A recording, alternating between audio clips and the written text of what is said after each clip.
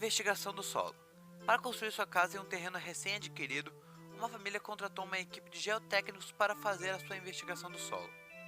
A equipe deverá dar o parecer técnico a respeito das características do solo e indicar a um engenheiro civil o tipo de alicerce ou fundação que a construção deverá ter.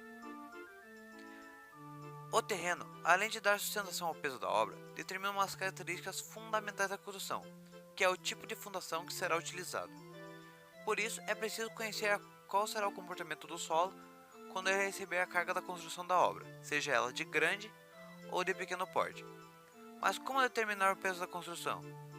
E a força que ela vai exercer sobre o solo, para indicar o tipo de alicerce a ser utilizado? Como determinar a profundidade do solo, em que a construção irá se apoiar? Quais fatores devemos levar em consideração a escolha do tipo de fundação? Eu não sei. Compreensão do problema. Para realizar a construção da casa, devemos seguir 3 passos. Primeiro, determinar a predominância de um tipo de solo, identificar se o solo é argiloso ou arenoso. Segundo, a estrutura da casa terá entre 4 e 8 pilares. E terceiro, todo o peso da estrutura da casa será homogeneamente distribuído nas lajes e vigas, garantindo assim que cada pilar sustente a mesma carga. Concepção de um plano. Para a indicação correta do tipo de fundação a ser utilizado, podemos dividir o trabalho em 4 etapas essenciais. Primeira etapa: verificar o peso ou a força que os pilares de sustentação vão exercer sobre o solo. Isso será feito a partir da força média estabelecida, com base no peso total da casa. Segunda etapa: qual a tensão admissível pelo solo a partir do número de golpes N, ou seja, pelo número de vezes que o peso cai sobre o solo. A consistência do solo nesse caso será obtida a partir do ensaio SPT, que é o Standard Penetration Test, ou teste de penetração padrão. Terceira etapa: a partir da realização do ensaio SPT, medir a profundidade abaixo da superfície do solo em que a fundação deverá ficar, para que consiga suportar o peso da casa e calcular a força de resistência oferecida pelo solo a cada golpe. E quarta etapa: com a obtenção da profundidade da tensão suportada pelo solo e da área da fundação, relacione o tipo de fundação com a área da construção e indicar qual tipo de fundação deverá ser empregado na casa. Informações técnicas. Antes de colocarmos as mãos de obra, é necessário conhecer um pouco mais a respeito do dimensionamento das fundações, das cargas, das edificações e da capacidade do solo. Teste STP, o Standard Penetration Test ou ensaio SPT, é um dos métodos de sondagem mais utilizados no Brasil e no mundo por ser simples e prático. O aparelho deixa cair um peso ou estaca que perfura o solo verticalmente. A profundidade dessa perfuração varia com o tipo de obra e o tipo de terreno, ficando geralmente entre 10 e 20 metros. Durante a perfuração, a cada metro de avanço são feitos experimentos para medir a resistência do solo. Esse é um dos testes que podem ser utilizados para escolher o melhor tipo de fundação e também para determinar a profundidade segura para assentar sua construção. Aqui é apresentada a tabela dos valores mínimos para as cargas verticais.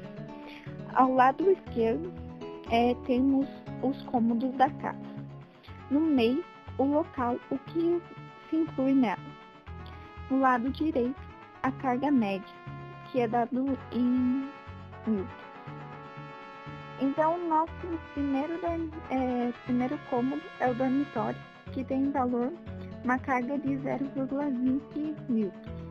A sala tem uma carga de 0,30 newtons.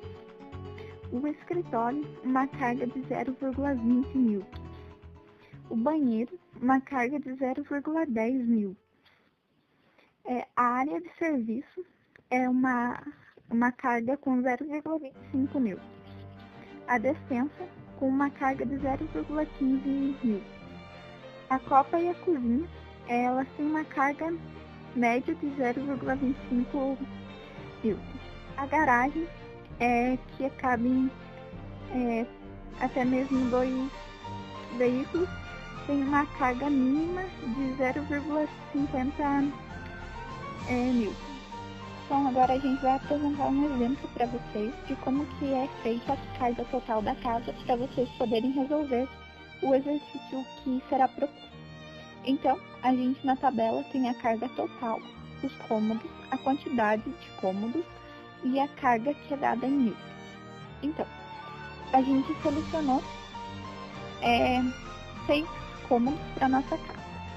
O primeiro deles é o dormitório, que vai conter uma quantidade de 4 cômodos, que vai ser multiplicado pela carga que foi passada ao slide atrás, que é 0,20, que vai dar um total de 0,8. O banheiro, a gente selecionou 2, que vai ser multiplicado por 0,10, que vai dar uma quantidade de 0,2. A copa e a cozinha, a gente selecionou 1, que vai dar um total de 0,25. A sala, a gente selecionou 1, que vai dar um total de 0,30. A garagem vai dar um total de 0,50, pois a gente selecionou somente 1. A área de serviço vai ser 1, que vai dar um total de 0,25. Aí a gente vai ter que somar todos esses resultados, o 0,8, o 0,2, o 0,25, o 0,30, o 0,50 e o 0,25, que vai dar um total de 2 e 3.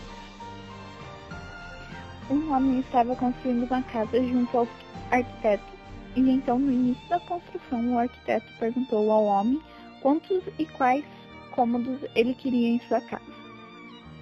Então ele respondeu que queria 5 dormitórios, 2 banheiros, 2 salas, 3 copas, incluindo a cozinha, uma despensa, um escritório, uma área de serviço e uma garagem. Então, os dados.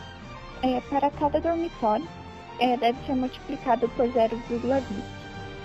Para cada banheiro, deve ser multiplicado por 0,10. Para cada sala, deve ser multiplicado por 0,30. Para cada copa cozinha, deve ser multiplicado por 0,15. Para cada despensa, deve ser multiplicado por 0,15. Para cada escritório, deve ser multiplicado por 0,20.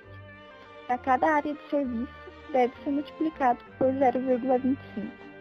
Para cada garagem, deve ser multiplicado por 0,50. O pilar. Colunas em ordenamento que constituem elementos verticais da estrutura de uma construção. Que o peso total da força que os pilares de sustentação vão exercer sobre o solo. Isso será feito a partir da força média estabelecida com a base no total da casa. O número total de pilares é 6. Determina a força que cada pilar vai exercer sobre o solo. Aí, para resolver, você vai pegar o total da casa, vai multiplicar por 6, que vai dar o total dos pilares.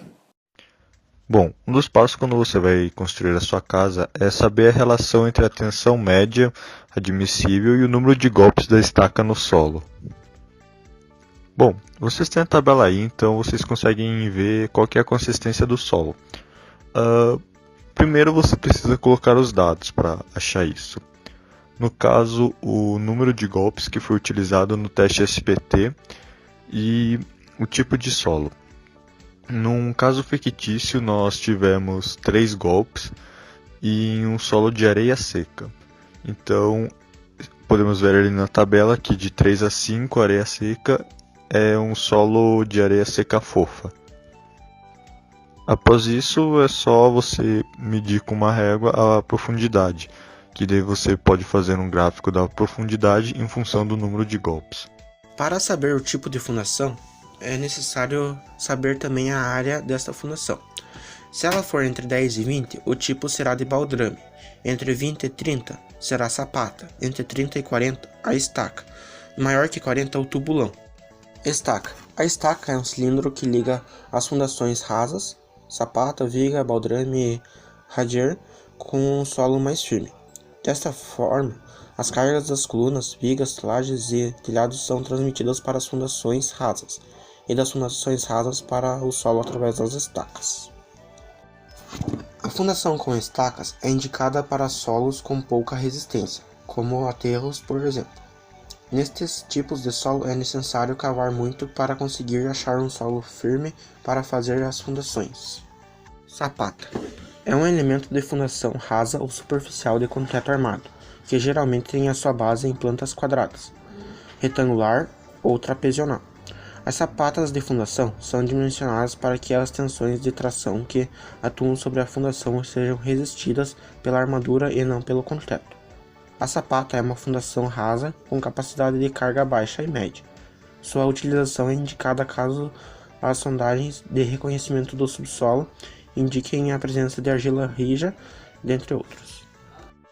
Sapata corrida é utilizada para suportar cargas oriundas de elementos contínuos que possuem cargas distribuídas linearmente, como muros, paredes e outros elementos alongados. Sapata isolada é um dos tipos de fundação superficiais mais simples e comuns na construção civil. Ela é dimensionada para suportar a carga de apenas um pilar ou coluna. Podem ser de formato quadrado, retangular, circular, etc.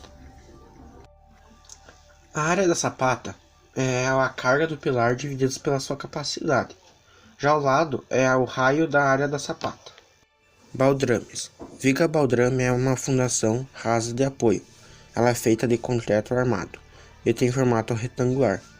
A viga baldrame fica localizada abaixo do nível do solo e percorre todo o comprimento das paredes da construção. Tubulões.